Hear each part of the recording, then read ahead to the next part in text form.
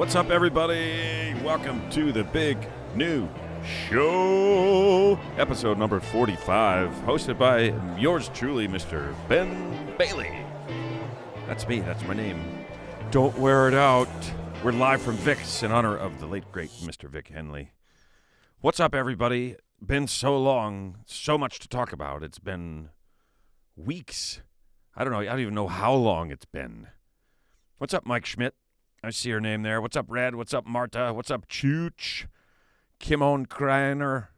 What's up, everybody? Sorry it's been so long. I've just been so busy, you know?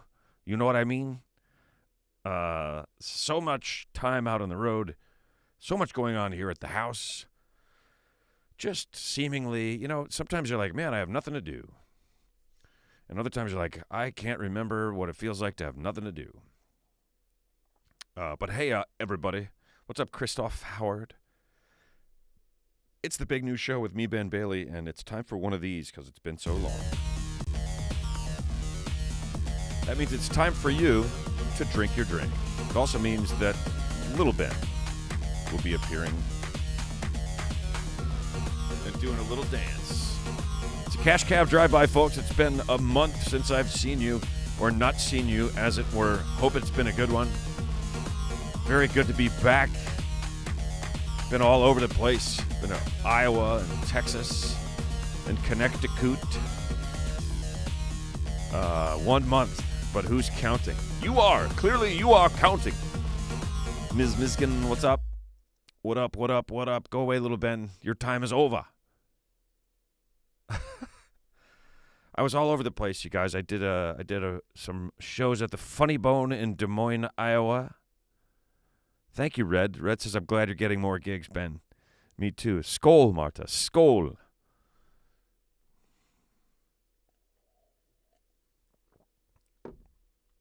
So I don't know if you guys noticed by looking at my schedule, but I've got a lot of fucking shows coming up. A lot of shows. I hope that you guys can make it out to one or more of them. Hopefully I'm in your area. I'm traveling a lot. I'm got to be coming close to you guys at some point on the tour, but so what I'm doing is, instead of doing Friday, Saturday, I'm doing, in a lot of cases, wherever we can make it happen, Thursday, Friday, Saturday, Sunday. So I'll go out, I'll do a run of 4 nights instead of 2, 1 flight, twice as many appearances. What's up, Kowalski? Talking about my current road situation. So that requires some changes. Like in the past, what I would do is I would pack a backpack or a small rollerboard suitcase, and that would be it. And I would never check anything. I would get to the airport, 45 minutes, half hour, 45 minutes before the flight left, get through, get down there, get on, no problem, grab my stuff, out the door on the other end. I'm going to have to change that if I'm going for 4 days at a time, and I should be selling merch. What's up, Chris? Chris Montes, or Montes? Spinal bifida. What happening? You didn't get a notification? Damn it. Damn it! As you say, Spinalo. Damn it. But so I'm having to make some changes, right? So it's like, all right, I'm going for 4 days. I need to, and there's no room service. It's really hard to get good food after hours anymore, because it used to be like you could get good food from room service at your hotel, if nothing else. But it went away during COVID, and it has not yet come back, and it is makes it tough. So it's like, all right, here's what I'm going to do. I'm going to start leaving earlier on my outbound trip. I'm going to start trying to pack some stuff that can function as healthy food for me. And I'm going to be gone for more. So, like, the long and the short of it is I have to start checking a bag. So I wheeled out this big old suitcase that I used to use. Hadn't used it in years. Loaded it up. Took my trip to Des Moines, Houston, Austin, and got on the first flight. And on the other end, the thing had popped wide open. The zipper all the way from, not all the way around, but from one spot on this side, say,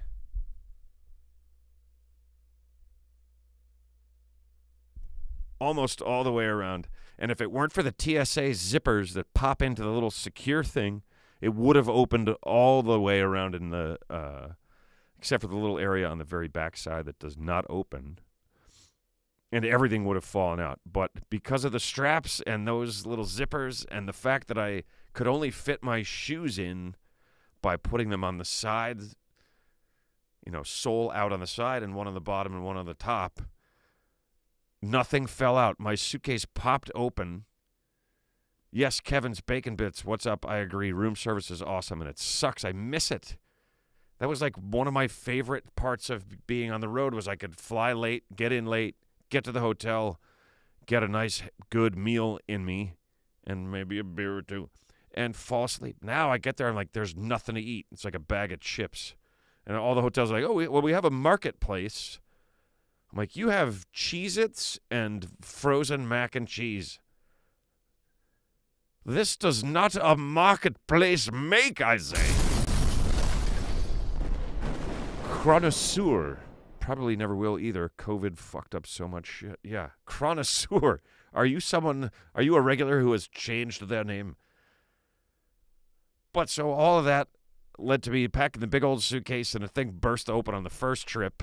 I'm like, all right, time to get a new suitcase. So I looked online. Everybody's like, oh, you should get Away, or you should check out Monos suitcases or whatever. So I looked online at these things. There's all these like fancy things. I could have spent, and I'm sure I could have spent more, because every time you say, oh, can you believe how much this is? People are like, oh, you could spend a lot more than that. These suitcases, I was about to order a suitcase online. I realized that I'm about to spend $800 on a suitcase. I'm like, oh my God, that's ridiculous. It's a plastic box. So I'm like, let me put the word luggage. And I'm staying at this pretty cool hotel in West Des Moines, place I've stayed a bunch and I like, because I've had a good time doing some stuff with Pivot Bio Originals, which you guys can watch. There's episodes of that on Pivot Bio Originals. Whoops, wrong button. Show logo. Good idea, Desi. And what's up?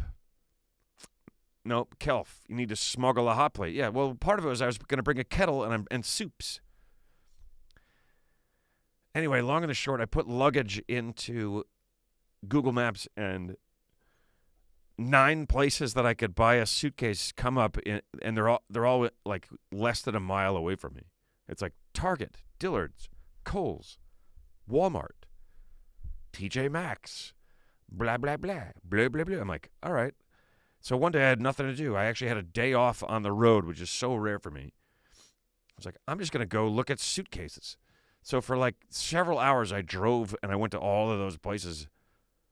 None of those suitcases cost more than like $199. Ended up getting a pretty awesome Samsonite for $99. Like, I could have spent $800. I was about to click and spend $800 because they like wowed me with their like, we have compression straps, and yeah, I have a compression strap too. I put all the stuff in and then I sit on the top of the thing while I latch it, and then it's all compressed. There's all these newfangled things out there, the ultimate backpack, and it's, you're stuffing things into a box. With those fancy little packs and stuff, you're just, you're creating some illusion. You could get less stuff in there because of the packaging, those little bags that you have. Those take up some room. They don't take up less room than not having those. It's a sham. And you'd have room for a sham. Anyway, got a nice giant new suitcase, and I'm geared up for my my upcoming travels, which is good because we're going all over the place. We're going all over the place. Let's have a drink. You guys are going to be here for the transition once again. First, dancing Little Ben, as promised. Greetings, McBangus. Skunk TV, what up? Time for you to drink your drink, folks. As it says on the screen, it's time for you to drink your drink. With ShamWow, you'll be saying, wow. What was that? You'll be saying wow all the time. Chooch doing the dance. Love it. Love it, folks. I got to put a button in to uninstall Little Ben here. So that I can, not uninstall, but make him go on and off remotely. So I don't have to keep doing it by hand manually. I am still drinking coffee, everybody. And at some point, I'm going to make the transition. I'm going to make the transition to beer at some point during the program. Anyway, had a great time. What's up, Angela O? Angela O came to my show in Austin, Texas. She's one of the very few that knew about that show. Very nice to meet you there, Angela O. Thank you for coming. And for your generosity. Angela O was like, I don't want to tip you through YouTube, so I brought you a tip in person, not for tonight's show, but for the big new show. So how's about that? How nice was that?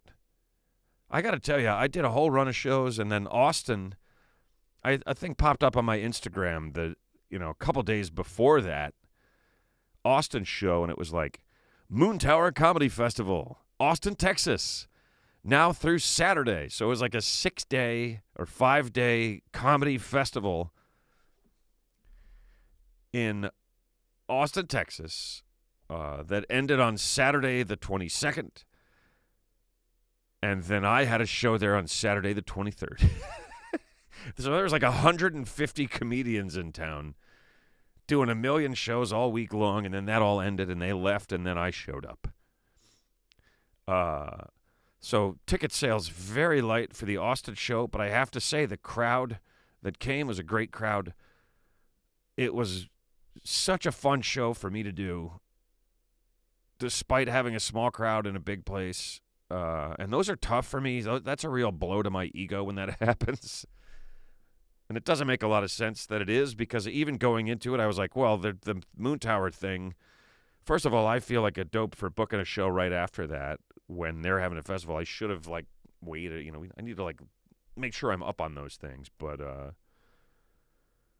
there's not going to be a lot of people. I know there's not going to be a lot of people there. So I should, but then when I get there and it's not, I think I say that to myself, but I still have a little bit of hope that there'll be more, but it's pressure. Like, I feel for the guys that are doing arenas,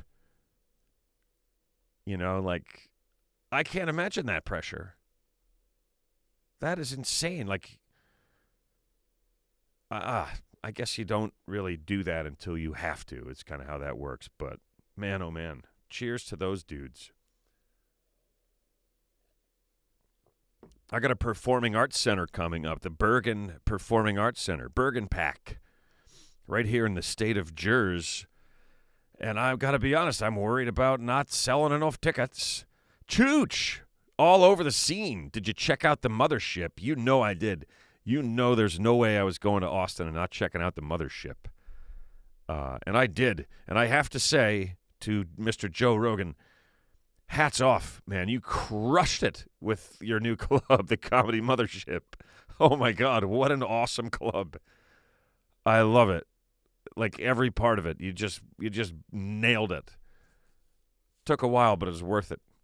It's an awesome club. There's 2 great comedy rooms in there that feel worlds apart from each other, and the audio is amazing in them. And just it's fantastic. And there's a cool bar dedicated to Mitzi Shore. It's called Mitzi's. And it's real nice, stylized, very nice place that still harkens back to the old Comedy Store, which is the same. But awesome club, Joey. He probably hates to be called Joey. Awesome club, Joe Rogan. You fucking crush it. I can't wait to come and do some spots there at some point. Although, I'm not sure it'll happen. Yeah, the idiots are back with us. What's up, you idiots? And there's Skunk TV, Who's the biggest comic I've performed with? Ever? What? Oh, wait, something. Top chat. Something just popped up on the chat. We might have something to celebrate. Desi Seiler gave me $10. Thanks, Desi. Appreciate that. The biggest comic I've ever performed with. I mean, everybody you know, I've performed with all of them. You know, that's a current. Chappelle is probably the answer to that. You know, but I know all those dudes. I know Dave. I know Bill Burr. We've worked together a zillion times. Nate. I used to bring Nate Bargatze, and I thought his name was Burgatze the whole time. I would always call him Nate Burgate. And he kind of looked at me like, huh? And now I know why, because I had his last name wrong. It's Bargatze. Great guy, super funny guy. He would come and open for me on the road years ago. Now he's doing arena tours. I mean, who's the biggest? Bert Kreischer. I know Bert, of course, for years.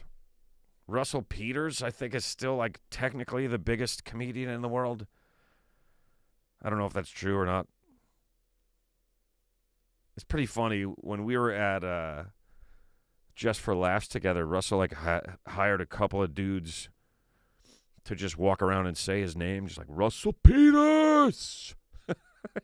just walking around saying his name all day. It's pretty funny.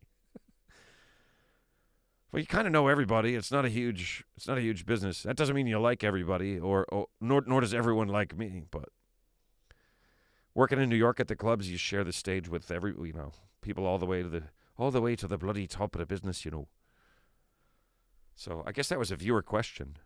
So I'm gonna play the thing. I made them so I could use them, folks.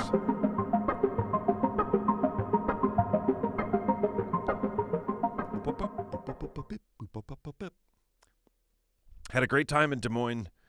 Shows at the Funny Bone, Des Moines. Always have a good time there.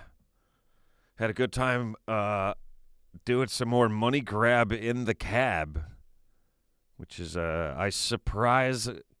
This time we brought the Future Farmers of America, the FFA kids, into it earlier, and it was a little bit more fun. The first time around, I was like surprising farmers in their tractors or their combines, and then they're just like doing their job like they normally do, except they have me sitting next to them asking them trivia questions about stuff that they don't know anything about. Let's do a movie quote. Sex is like pizza. Even when it's bad, it's still pretty good.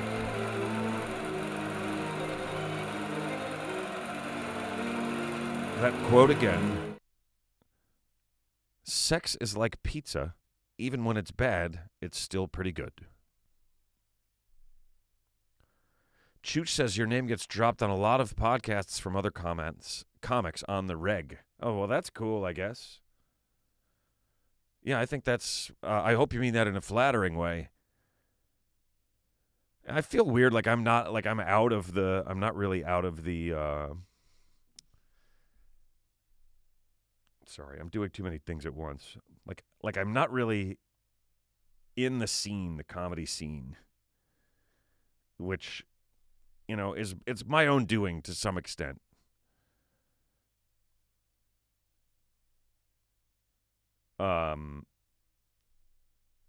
So that's nice to hear, because, you know, I'm not up on it. It's also when I say it's my doing, I'm not connected with people, and I don't listen to any of that stuff. McBanga says, damn it, I should know this. This is a movie that, it's not something that I have quoted a lot. Or ever. Monorail 425, pizza is my left hand. Excuse me. No, Monorail, no. No. You're missing the point. I like your name, though. Pitchforks Dragon. As a former Pitchforks Dragon. As a former cab driver, I feel like Cash Cab had to edit out a lot of cussing. Well, guess what, Pitchforks Dragon? You fucking nailed that one. And I made some tweaks to the green screening right before we started because it didn't look quite right.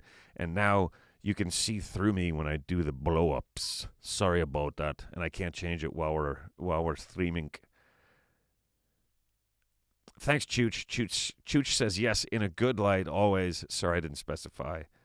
I guess you wouldn't bring it up like, dude, people are shitting on you on a... Hey, I heard somebody... Maybe you would. Kelf has a viewer question. Let's do that. And then I've got a beverage to open. Kelf says, do you ever get stage fright? That little freak out in your head while waiting to step on stage. Just that momentary, what am I doing? You know when I get that, Kelf? I get that when I'm about to start some sort of home improvement project. Like, what the hell am I doing? I don't really get stage fright. I never really did. Once in a while, I kind of have a thing where I'm like, what are those funny things that I say? Like right before a show, I'm like, what are those? I don't remember. I literally cannot remember what I am supposed to say. But as soon as I get up there, it just, and that's what I remind myself of in those situations. I go, dude, as soon as you get out there, it's all going to fall together like it always does. Kimon says, you are the comedy scene. I like that. The sex line sounds like something Burr has said. I hope not, because it was in a movie way before he said it, if he is. Yep, upgraded to green screen from the epic blue curtain. Winger, I'm missing that. Oh, no, here we go. John Winger. Desi, just seeing your guess. Good guess, but no. Stripes is a wonderful movie, says Monorail 425. I say Stripes is two wonderful movies. And on that note, I'm going to open this beer.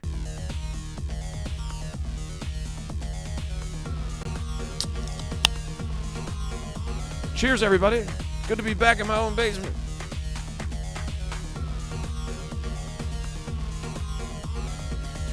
Yeah, I don't have to steam the wrinkles. It's true. Hey, it's Con. What's up, buddy? Con says, hey, Ben, great show Saturday night. Hey, kids. Con was there.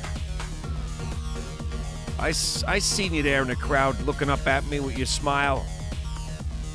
And then standing next to the merch table, I just started telling people that Con is my bodyguard, because if you guys don't know what Con looks like, he kind of looks like a biker in a movie from the 80s or something. Like he's a hefty guy with a big beard, and he looks pretty rough and ready.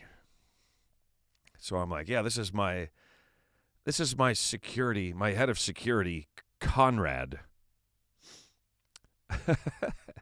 Thanks, man. I had a great time at that show.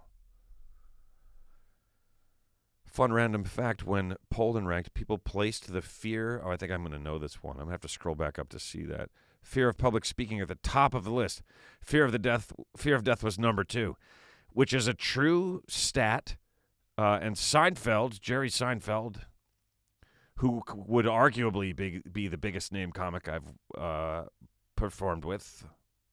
We were never on anything other than a show in the city together, but he had a great line about that. He said, that means if you're at a funeral, you'd rather be the guy in the box than the one behind the podium.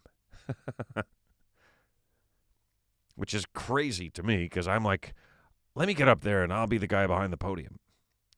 Skunk TV says you need to be in movies. Well, I love that idea, Skunk TV. Cheers to you. I would love to be in movies. Speaking of movies, nobody got it. The movie was Threesome. The character was Stewart, and that character was played by Stephen Baldwin, one of many Baldwin brothers. I don't know how many there are, but that's close enough to a lead-in for numbers. Crystal Noda, what up?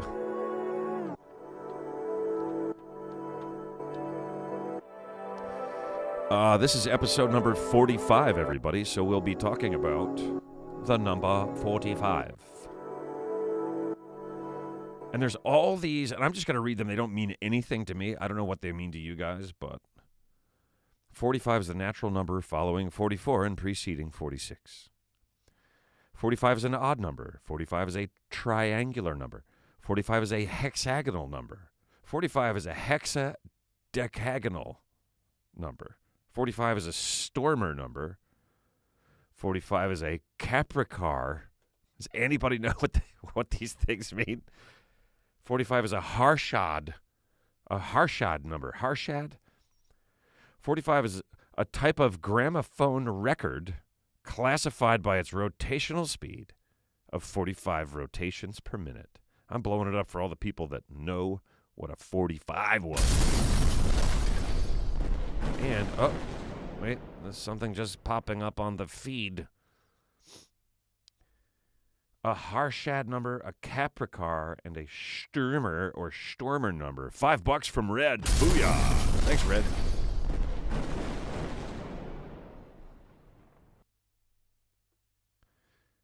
Interstate 45 is a freeway that runs from Dallas to Houston.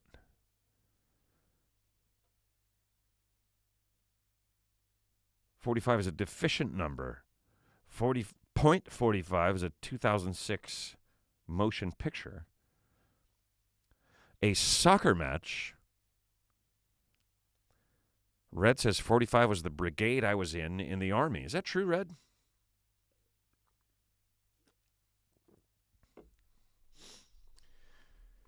I forgot to do the sports stars numbers for this. A soccer match consists of 2 periods of 45 minutes each. 45 is a caliber of gun ammunition. A Colt, I believe. I'm sure there are others, but Colt 45. Where'd you get those 45 is things? I know what 45 record is and still have some. Nice, Marta. I'll bet you do. Do you have Music Box Dancer? I always think of that when I think of 45s because it was like on a record player in our house when I was a kid for some reason forever. Music Box Dancer. 45th wedding anniversary is the Sapphire anniversary. 45s is the name of a card game.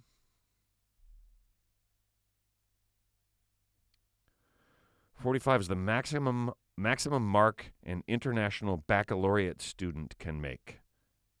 I think we all knew that already. I mean, come on. 45 is the title of a song by Gaslight Anthem. 45 is the title of a song by Shinedown. 45 BC was the year the Julian calendar took effect. Also the year that Julius Caesar was named dictator for life. Hence the way he left office. Well, you're a dictator until you're dead, so guess what? 45 is the atomic number for rhodium. R-H-O-D-I-U-M. Music Box Dancer Angela O had that 45. Nice. Laura Miskin, my dad watched Bwam the other day and texts me all excited. Have you watched Ben's Bwam? It's so silly. You got to see it. Nice. That's awesome. I'm glad he enjoyed it. I reconnected with a comic I hadn't seen in ages. Funny, talented guy and a filmmaker. His name is Sean Lynch. He opened the show at the Wall Street Theater in Norwalk on Saturday. And he's made films. I've made my short films. We shared them with each other, and we're going to maybe collaborate on another film of sorts.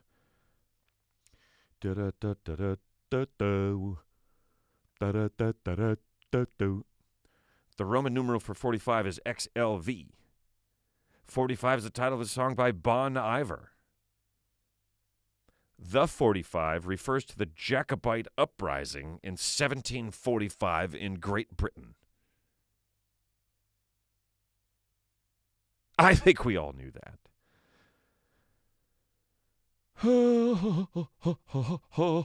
The new General Catalog object NGC 45 is a spiral galaxy in the constellation Cetus.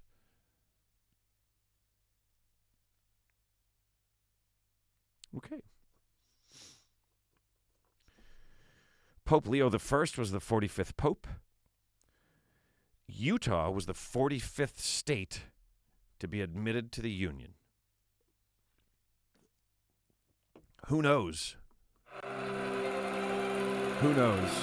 Maybe it was Utah. I know you guys know that one.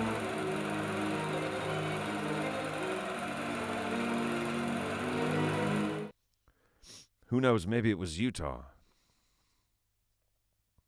45 is the title of an album by Kino. 45 is the calling code assigned to Denmark. Mike Schmidt, that's a good 45. John Cash. Does that mean you know him better or not as well as people call him Johnny?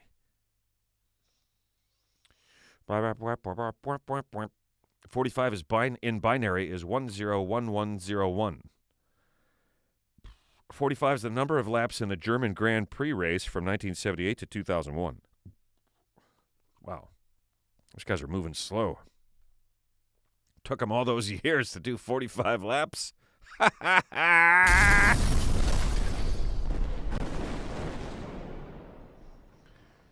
45 is the title of a song by the band The Atomic Bitchwax.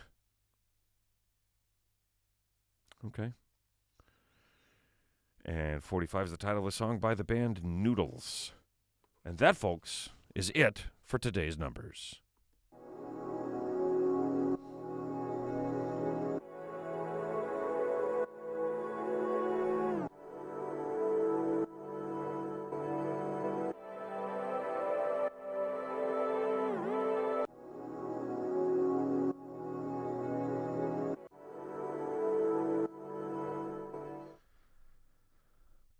Okay, I forgot one little part of that, and I'm going to share it with you now.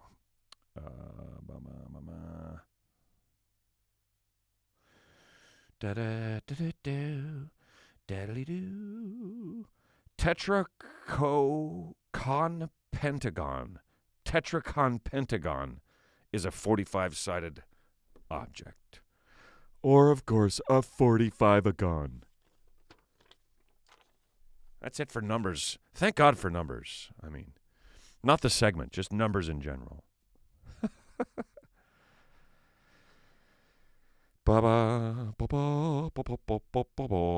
Please, I am genuinely dying to know what happened Monday. And if you got to go to Kill Tony. Crystal Noda, you are a comedy fan. I did not go to Kill Tony, nor did I have any plans of going to Kill Tony. But I texted Tony, and he said, next time you're in Austin, give me a little more notice. So I think he'll want me to go and hang out over at Kill Tony again. Daniel Broughton. What's up, Daniel? Welcome. And that's a nice thing to say. Norm Macdonald would have loved this. That's fantastic. That means a lot to me. A lot of people really, really hold Norm in very, very high regard. I, big R, little r, I says 45 triple D is my wife's bra size. Why are you sharing that information with us? And, oh my God. Kill Tony. I will kill Tony. Next time I am there, I will kill him. You mark my words. I won't. I like him. Not everybody does, but I like him.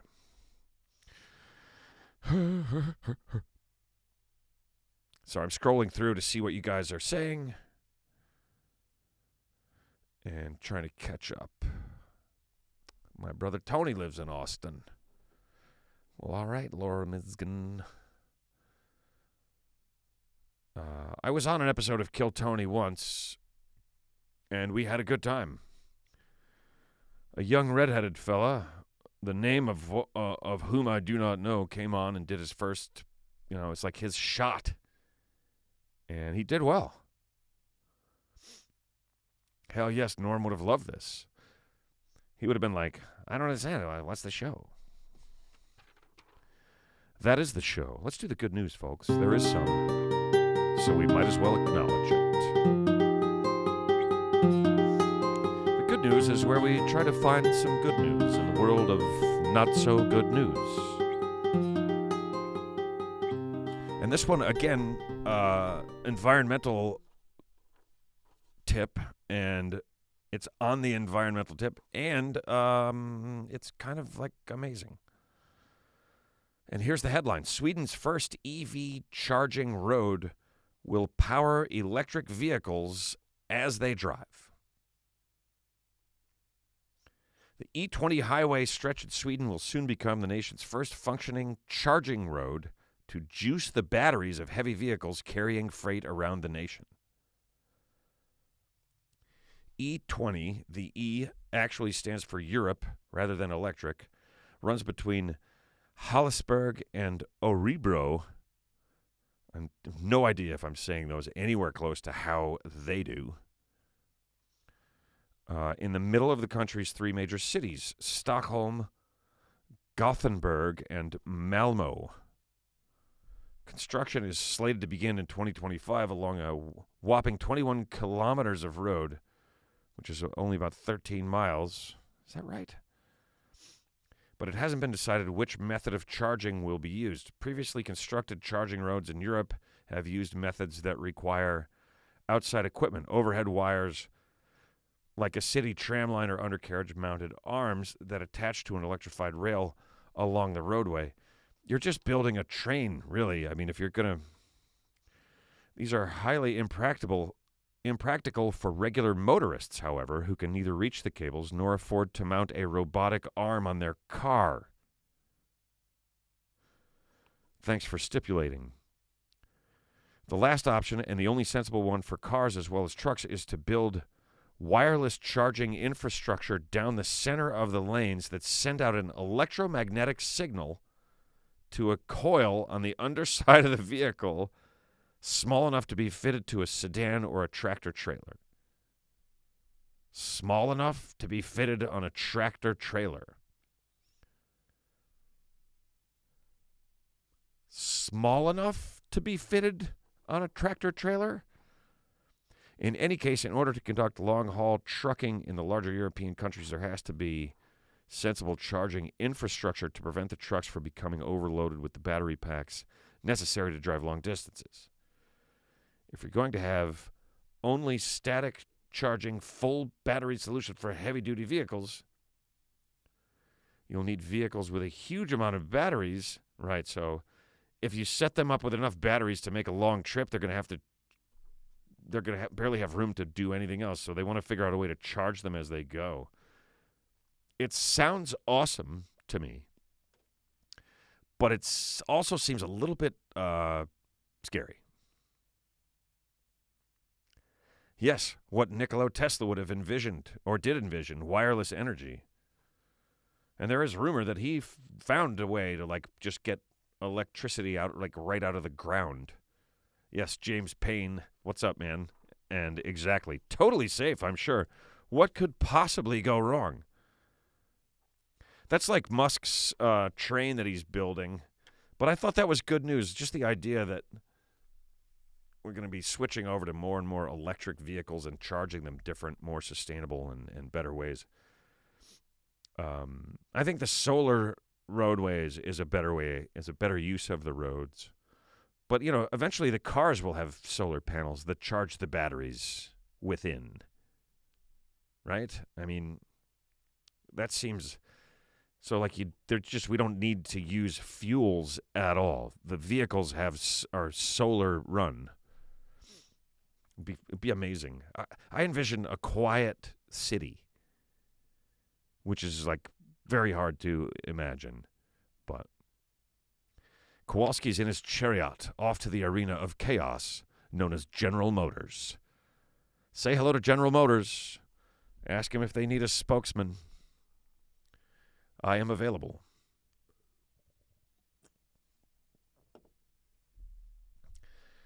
Yeah, we should just build those maglev trains. Yep, those are amazing. But so Musk had the company, The Boring Company, he named it, which it is anything but. In my mind, it's a train that goes in a vacuum tube. frictionless, just like super fast. The scary part of that to me is that you're inside the train, which is pressurized and has air in it, but you're in a vacuum tube, right? So there's no air in the tube.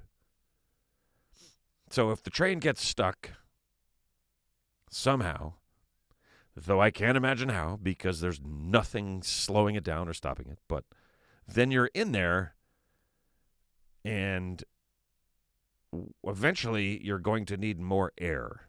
It's kind of freaking me out just thinking about it. Hold on, I just saw I have a request.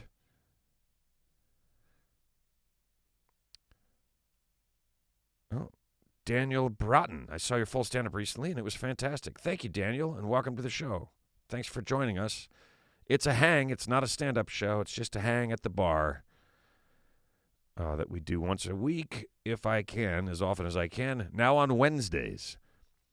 Here we go. Desi says, I have a request, Ben. Can we have a drive-by for Gordon Lightfoot? Yes. Gordon Lightfoot. Absolutely. This is a toast at Desi Seiler's request to Gordon Lightfoot. Passed away just a couple days ago. It's time for one anyway, but this one's for you, Gordon. Sometimes I think it's a shame when I get to feeling better when I'm feeling no pain.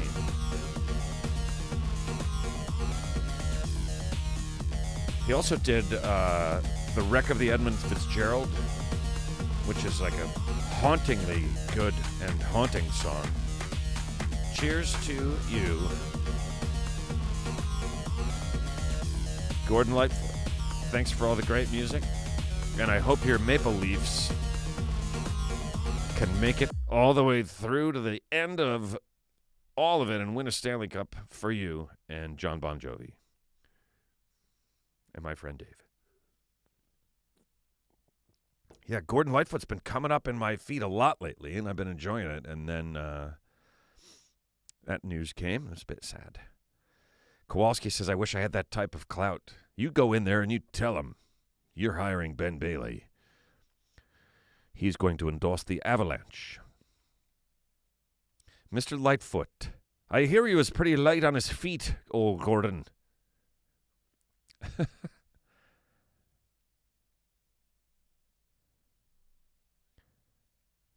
Kelf says, I lost my old black cat Monday. I was in my own world, didn't notice. Is that a line, or are you just telling us that?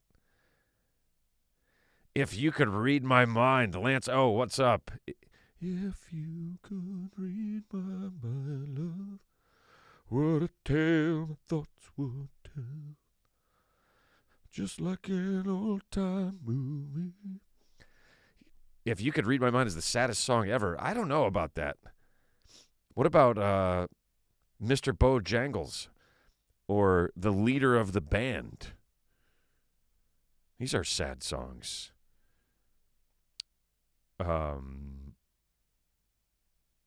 Yeah.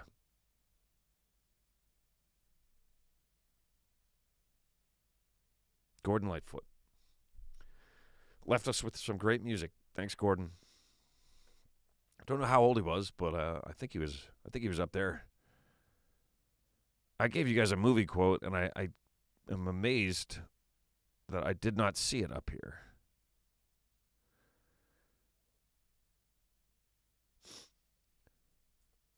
Yeah, talking about the train, I'm scrolling back, was making me a little claustrophobic too.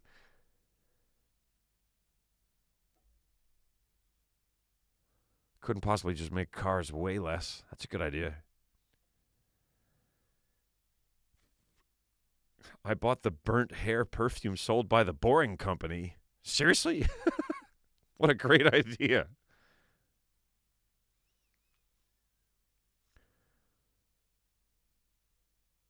Monorail ODU tried to create maglevs but never worked. Is that true? Interesting. I feel like I remember something about that. I saw an electric... Laura Misgett says, I saw an electric Hyundai recently that looked pretty stylish. I was surprised for Hyundai. Wouldn't have expected that. Not a lot of EVs in New Mexico yet, either. Oh, I guess that's... You know what? They'd be great out there. I don't know why. Teslas just stop randomly. No, they do not. They just don't roll like a regular car. Happy Birthday can be a sad song, says, who said that? Con. Yeah. Any song could be sad, I guess, if it reminds you of something sad. Cats in the Cradle is a sad one. The Weight by the Band. I don't think of that as a sad song, but I love that song. That is one of my favorite songs. My favorite part of The Weight by the Band. Oh, McBangus got it. He said Raising Arizona with actor character. Yes, well done, McBangus. I did not see that. Daniel Broughton just tipped me $9.99, and you get this.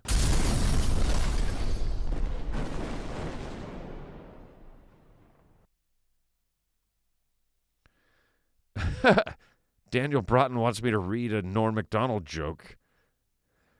Now, there's a show idea. You guys send me $10 and I'll read another comic's jokes.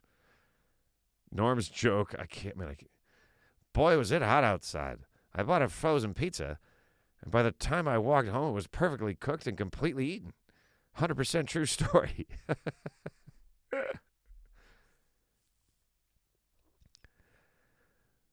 Kevin says The Weight by the Band is probably my favorite song. Don't view as sad necessarily. No, it has emotion to it, but I don't think of it as a sad song. My favorite part is like the second to last verse. There's a little piano that denotes the sound of the cannonball, the train that's just been referred to. And it's just my favorite little part. It's only at that part in the song. Kelf says The Weight was about Nazareth, PA, when they came to get guitars from Martin. Huh. I did not know that. I thought it was from somewhere out there, though. I didn't know that, though. I have a Martin that I got there. I got in L.A., but I ended up taking it out there, and they fixed it for me. Sent me a bill, too, for like $8.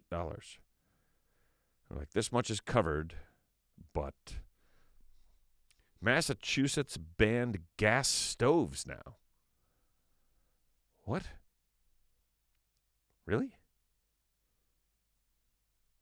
What are we doing, NKW, says Stacy Northam. Hi, Stacy. Was that meant to say, what are we doing now? Sad songs with upbeat melodies mess with your mind, says Lance O. Like what? Piano Man is pretty sad. That's maybe a good example of what Lance O was just saying. One by Metallica is a sad song. Yeah, it sure is. Vincent, that's a sad song, says Kelv. I'm not sure I know that one.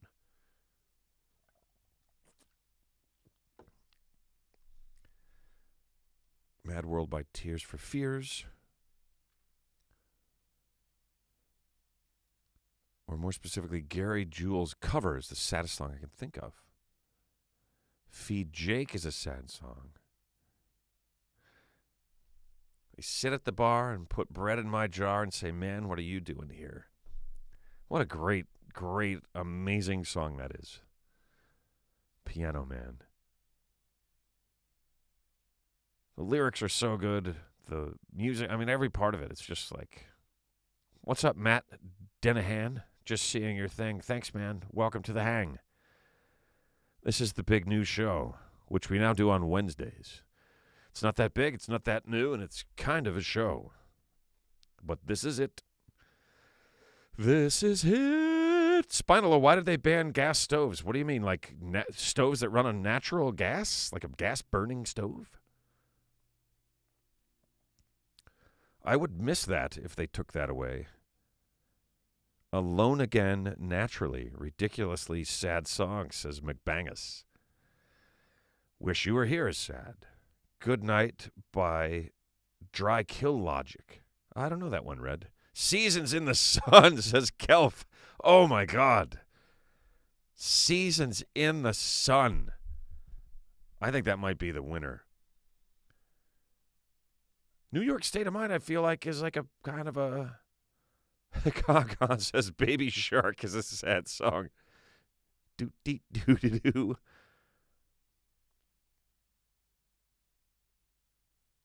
Bach, Toccata and Fugue in D minor. Well, sure. Well, sure. I got to work on my Norm impression, but I appreciate that, Crystal. I mean, if I'm going to be doing other comics bits by request. Another movie quote. I don't do requests.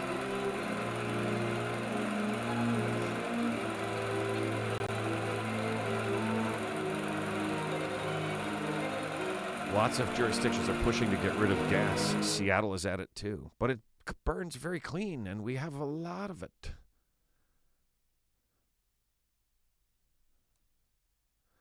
Oh, and Emma says you can no longer put a gas stove in a new build in Australia.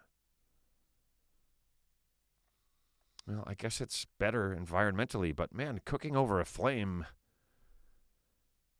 it's nothing quite like that.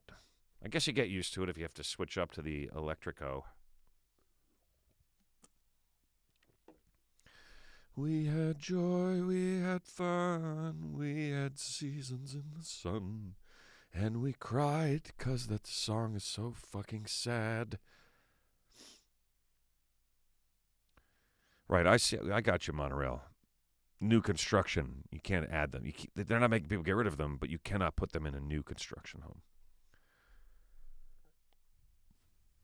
Stacy Northam says, I loved Elliott Smith. Well, all right. Who's Elliott Smith? Gas is the best controlled cooking. I agree.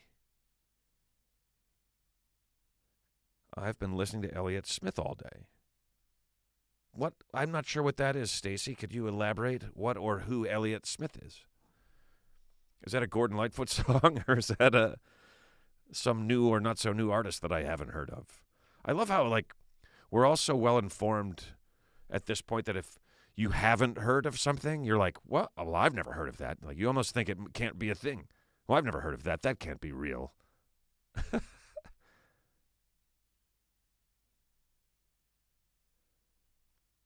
Marta says my hubby's line, except he says I don't perform on command. I don't do requests.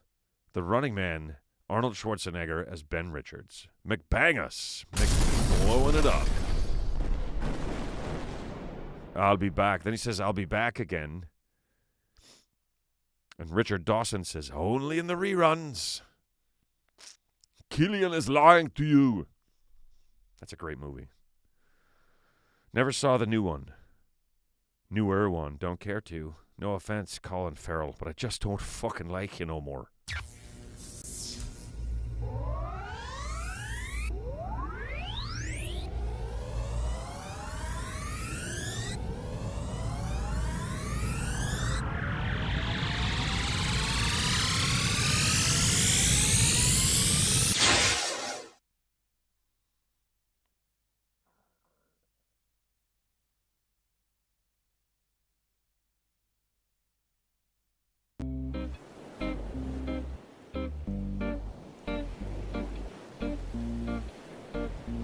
In the reruns. Elliott Smith passed away so young. Sad, dumb accident. Oh, that sucks. Didn't know that.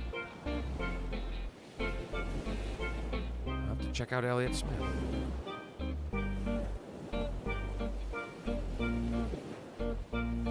Thought you guys might like to head down to the beach for a minute.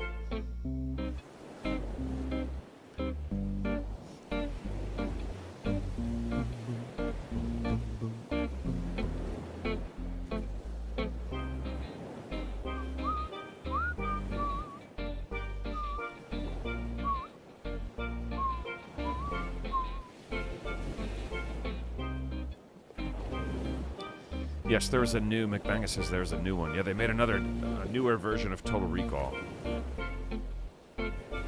Oh my god. You're absolutely right.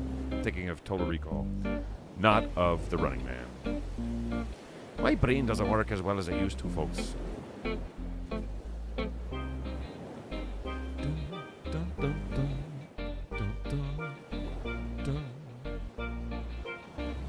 All right, we're coming back from the beach, and I'm going to give you guys a little heads up as to where I'm going to be performing. Oakmont, PA, coming up this Friday night, May 5th, at the Oaks Theater, which is northeast side of Pittsburgh, right near one of the most difficult golf courses on the planet. Whenever the pros play at Oakmont, they are often quoted as saying, if I had to play here every day, I would not play golf anymore. That's how hard the course at Oakmont is. I'll be at the Oaks Theater Friday night. I'll be at Reverb in Reading, PA on Saturday. That's this coming Saturday, May 6th. Then I got a little Midwest run. I'm going to be in Urbana, like Banana, Illinois, at a place called the Canopy Club, which looks like a real cool place. All this stuff can be found at therealbenbailey.com, which is my website. After that, I'll be at the Funny Bone in good old Westport Plaza in St. Louis, Mo. That Friday and Saturday, which is May 12th and 13th. And then May 14th, Mother's Day, I'll be at the Blue Room Comedy Club in Springfield, Missouri. Bring your mom. Big change from there. Be coming home from Springfield, and the next time I go out, be going to Hawaii. I will be at Da Playground Maui on May 25th. That's a club there on the island of Maui in Hawaii, in Wailuku, Hawaii. Then the very next night in Honolulu at a place called Crossroads, which I've done a show at before, and it was fantastically fun. Then I'll be back here on June 8th at the Bergen Performing Arts Center in Englewood, New Jersey. A couple nights later, the United Theater in Westerly, Rhode Island. Then comedy at the Carlson in Rochester, New York, June 16th and 17th. And then back out to the Pacific Northwest for a run from Sacramento at the Crest Theater on June 28th to Crystal Bay Casino in Lake Tahoe on the 29th. Next 2 nights, the 30th and July 1st, I'll be at Cobb's Comedy Club in San Francisco, one of my favorite places to perform. And then in Tuolumne, California, I'm sure that's not how you say it, Black Oak Casino. It looks like that area is beautiful. Then Burlington, Vermont at Higher Ground on September 7th. This Beverly, Boston, Massachusetts date is going to change. But it'll be somewhere around there, similar time or maybe later in the year next time I'm back on the East Coast. But that one's not going to stay the same. Albert Lee, Minnesota at the Marion Ross Performing Arts Center on September 13th. Prairie's Edge Casino in Granite Falls, Minnesota, September 14th. St. Croix Casino, Turtle Lake, Wisconsin, September 15th. The Plus in Eau Claire, Wisconsin, September 16th. And the Comedy Vault in Batavia, Illinois on September 17th. Whew, more September dates. Cohoes, New York, Cohoes Music Hall on the 21st. Syracuse Funny Bone, Syracuse, New York, September 24th. McMenamin's in Tacoma, Washington on the 29th. McMenamin's Portland, the Crystal Ballroom on the 30th. Wow in Eugene, Oregon on October 1st. Liberty Funny Bone, Cincinnati, Ohio, October 5th. Louisville Comedy Club, Louisville, Kentucky on the 6th and 7th. Columbus, Ohio at the Funny Bone on the 8th. October 12th, Omaha Funny Bone, Omaha, Nebraska. October 13th and 14th, District Event Center, Norfolk, Nebraska. Johnny Carson Tribute Festival thing. The Met in Pawtucket, Rhode Island on November 2nd. Gordon Center for the Performing Arts in Owings Mills, Maryland, November 4th. Lake Placid Center for the Arts, Lake Placid, New York, November 10th. Levity Live at the Big Mall in West Nyack, New York on November 12th. House of Blues, New Orleans, November 17th. Lyric Theater in Stuart, Florida, December 6th. Dania Beach Improv in Dania Beach, Florida, December 7th. And this Boca Raton Black Box date is going to get pushed. It's going to be in February of 2024 instead. And it looks like there might be some shows in Key West on December 1st, 2nd, and 3rd. Holy crap, I can't believe I have all those dates. Blowing it up for that. Oh my God. I cannot believe all those shows. I'm tired just from listing them all.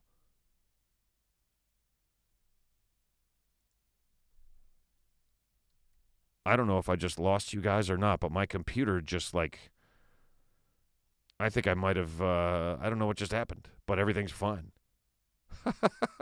Yeah, I got a ton of shows coming up, you guys. I wanted to show my face here again once more before we go to this part, which is the Shopify store. Check it out, guys. You could buy all kinds of swag for the big new show here. Hoodies, notebooks, T-shirts, all sorts of stuff. Beer mugs, pint glasses, notebooks, buttons, phone cases, magnets, mouse pads, underwear, hats. By the way, Tracy, your hat is on the way. It's late, but it's coming. Blankets, beer cozies, T-shirts that say just about anything from the show. My personal favorite T-shirt, your T-shirt killed my life. Lots of fun stuff on there. Anything you buy on the Shopify page, money will go to us and to share our strength, and a pound of plastics will be removed from the oceans. So please do that. And to those of you who have already done that, one more drive-by. Cheers, everybody. Thanks for hanging out. Thanks for enjoying the big new show.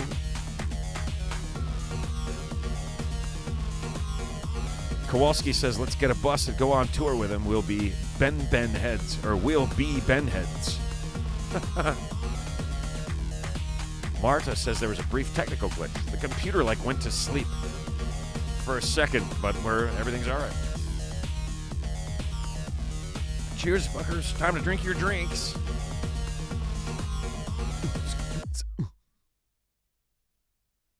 And here I am again. 10 after 10. Wednesday night. I'm mixing up Schwarzenegger movies. That means I'm tired and things are not functioning at a very high level, so I think it is time to do this. Thank you, Martha. It's Sunday, everybody. It's the segment of the show at the end of the show where we celebrate whatever weirdo, wacky holidays today is. It is always 1 or 2 or 3 or 7 that are very interesting. Today, of course, is no exception. And we're back to the old school rules. Wednesday is Sunday on the big new show. Today is International Wild Koala Day. International Wild Koala Day celebrates koalas. They're not bears. They are marsupials, native to the Australian continent. The day brings environmentalists, wildlife activists, and conservationists together in a movement for the protection and preservation of koala habitats. Koalas deserve to be celebrated every day. While they are native and unique to Australia, the quest to save them has to be global. International Koala Day appeals to the entire world to come to the aid of koalas. Australians celebrate the day by planting trees, implementing ways to combat global warming, wearing gum leaf T-shirts, and sharing the unique features of koalas. So that's what we're doing. That last part. Koalas are one of the top 10 species most at risk due to climate change. A 2-degree increase in global temperature will be catastrophic for koalas. The 2020 bushfires accentuated the need for a concerned initiative regarding koalas, which impacted millions of koalas. International Wild Koala Day raises awareness about the grave issues that threaten the survival of them. They can only survive in thick eucalyptus forests. This unique predicament to their survival is the biggest threat to their existence. The annual observation brings people together as they share love, blah, blah, blah. That's pretty much the same stuff that I read a second ago. Koalas have been a part of this planet for over 25 million years. What? Could that possibly be right? That's amazing. They do not deserve to go extinct on our watch. All right, well, I'm sold. Save the koalas, everybody. I think what they should do is just keep planting more and more eucalyptus trees because the koalas need them, and I love eucalyptus oil and the smell of it, so we're going to need even more of those. All right, so National Save the Koalas Day.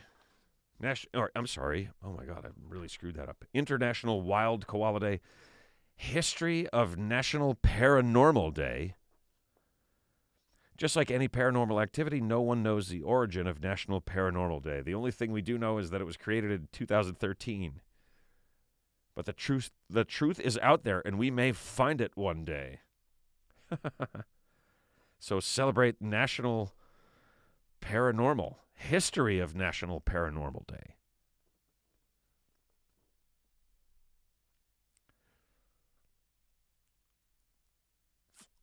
Even something as small as deja vu can be considered paranormal. That's kind of interesting. People have been experiencing sensations and witnessing the inexplicable for centuries now. However, documentation of these mystifying phenomena only began a few hundred years ago. The man best known for collecting paranormal anecdotes is American writer Charles Fort. Some have even declared him the father of modern paranormalism. He compiled approximately 40,000 notes on paranormal experiences, which could include reports of events such as teleportation, frogs falling from the sky, strange substances, unexplainable explosions, crop circles, levitation, UFOs, and appearances and disappearances of mysterious beings. In other words, a lot of bullshit. Regardless of what you think of it, today is history of National Paranormal Day. It's National Paranormal Day. And I was reading the history of it. I am really missing a beat here tonight. And also today, last but not least, the Great American Grump Out. Janice A. Hathey started the Great American Grump Out in 2002. Janice is the founder of Smile Mania. She's also a prolific writer and speaker on matters important to humankind, happiness. Stress is the leading cause of health problems in America. It leads to cardiovascular diseases, gastrointestinal diseases, cancer, and many other physical and mental ailments. So why did everybody become so stressed out all the time? The sense of mystery adds to the allure of a character on a TV show or movie, but wearing a frown all the time in real life is not good for anyone. Not for you nor the people around you. Janice chose the word grump out because many people consider a smile slightly Pollyanna-ish.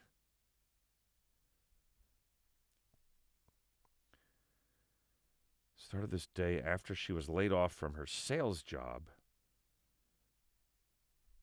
After that, her body started troubling her, but it turned out to be nothing but old-fashioned stress. After realizing the effects of prolonged stress on the body, she vowed to live a joyful life and spread joy around her. This was how the Great American Grump Out Day was born and has brought joy to millions since then. Chose the word grump out because many consider a smile Pollyannish. Also, it covers a broader range of activities. People can hop, jump, skip, or just take a deep breath as long as it brings them joy. So grump out doesn't mean get grumpy, which I, for one, am a little bit disappointed by that. It means get your grumpiness out and do something good and feel happy. Do something that makes you happy. Yes, that's right, Marta. You and I both. We should not have been grumpy all day. We should have been not grumpy, is the idea. Yes, tomorrow, Matt, May the 4th be with you. And then, of course, Cinco de Mayo on the 5th of May. Lots of crazy holidays this week, in addition to the ones that we've mentioned here on the show. Let's do this.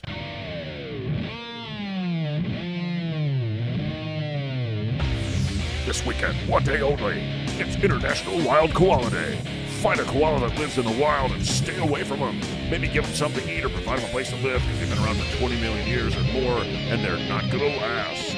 Now, celebrate the paranormal taking place right here in the United States. Deja vu. Wow. Now, smile, because it's American Grump Out.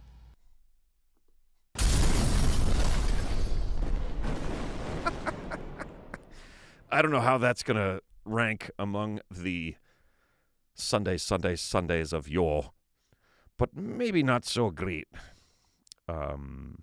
Yes, you should watch at least one episode of The X-Files today in honor of that. Too many old-fashioned, says Con. I don't drink those. You know what I drink? Beer. Just beer. Occasionally water. Occasionally coffee. Yeah, I don't know who finds Smiles Pollyanna-ish, but that's the write-up that went along with Grump Out Day. I guess she did, and so it's a good name though. We'll remember it. National Grump Out. Don't be grumpy. I guess that's going to be it, you guys. It's already 10:20. We've done all the required segments. I'm falling apart a bit on camera, so it's time to move on. Thank you guys so much for hanging out. Sorry about Monday. I was trying to be all prepared and let you guys know we were changing days, and I scheduled it ahead for the wrong day. I scheduled it for Monday. So apologies from me to those of you that were waiting around on Monday for a show that never came. Wednesday nights at 9, the big news show. We'll see you next day. Oh, my God, I got to get out of here before I just completely lose the ability to speak. We'll see you next Wednesday for episode number 46. I will not see you.